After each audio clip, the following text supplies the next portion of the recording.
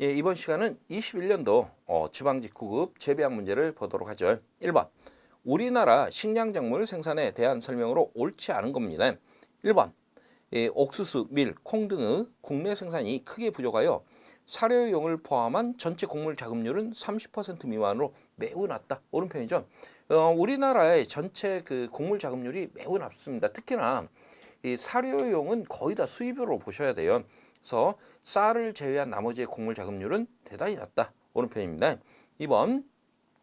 사료용을 포함한 곡물의 전체 자급률은 서류, 보리쌀, 두류, 옥수수 순이다. 이 표현도 맞습니다.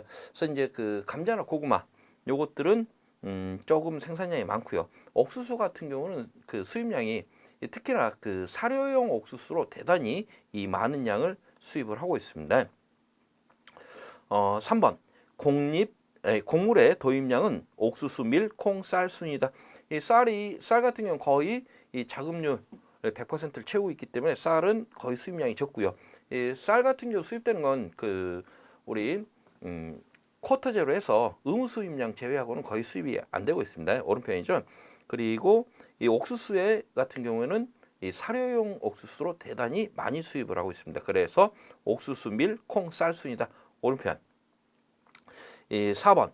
쌀을 제외한 생산량은 콩, 감자, 옥수수, 보리 순이다 했는데 지금 이 생산량이 이 콩보다 감자가 훨씬 더 많습니다. 그래서 순서가 바뀌었어요. 그래서 콩보다 감자가 많다. 감자가 지금 2009년 기준으로 했을 때 감자가 이 590 기준은 1000만 톤입니다. 그리고 이 콩 같은 경우는 139. 그리고 옥수수는 상대적으로 좀 적습니다. 매우 적죠. 그래서 7.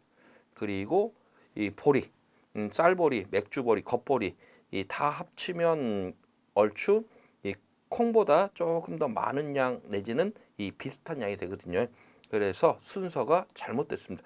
사실은 지금 요 문제 같은 경우 상당히 난해한 문제입니다. 왜냐하면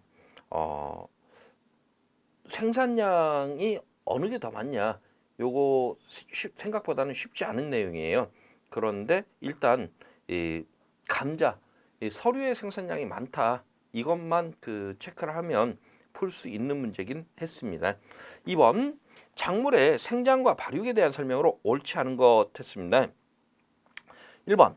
이 밤의 기온이 어느 정도 높아서 이 일중 변온이 작을 때 생장량은 느리다 했는데 이 변온의 관계를 보면 이 낮의 온도는 일단 높다. 그리고 나서 밤의 기온이 높을 수도 있고 낮을 수도 있습니다.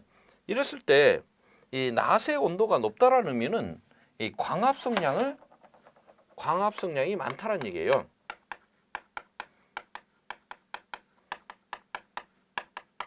그런데 낮에 이렇게 이 탄소 동화 물질을 많이 만들어 놓고 밤의 기온이 높게 되면 호흡량이 많습니다. 밤에는 일단 광이 없으니까 광합성을 안 하겠죠. 그리고 기온이 낮아지면 호흡량은 감소할 것이다. 따라서 물질의 축적량은 호흡으로 낮에 만드는 것을 호흡 기질로 많이 썼기 때문에 축적량은 감소하고요. 그리고 낮에 만들어 놓은 것을 호흡으로 적게 썼기 때문에 축적량은 증가할 것이다. 그런데 호흡으로 만들어진 에너지가 생장에 이용되죠. 그래서 생장량은 기온이 높으면 더 많습니다. 그리고 기온이 낮으면 생장량은 줄어들 것이다. 요게 기본적인 이 변온에 대한 개념이 되겠습니다.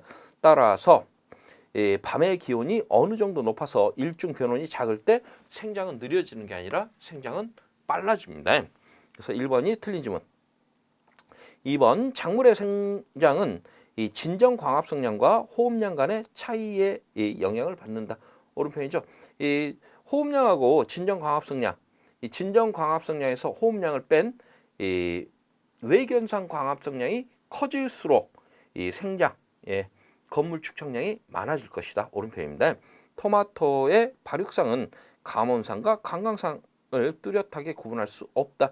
토마토 같은 경우는 거의 중성식물이죠. 그래서 보통 일반적으로 그 토마토라든가 고추 이런 가지과 작물들은 이 영양 생장에 영향을 많이 받아요. 그래서 마디가 한 마디 새로 생기게 되면 이 화방이 같이 올라가는 이러한 구조를 띠기 때문에 뚜렷하게 구분할 수 없다. 옳은 표현.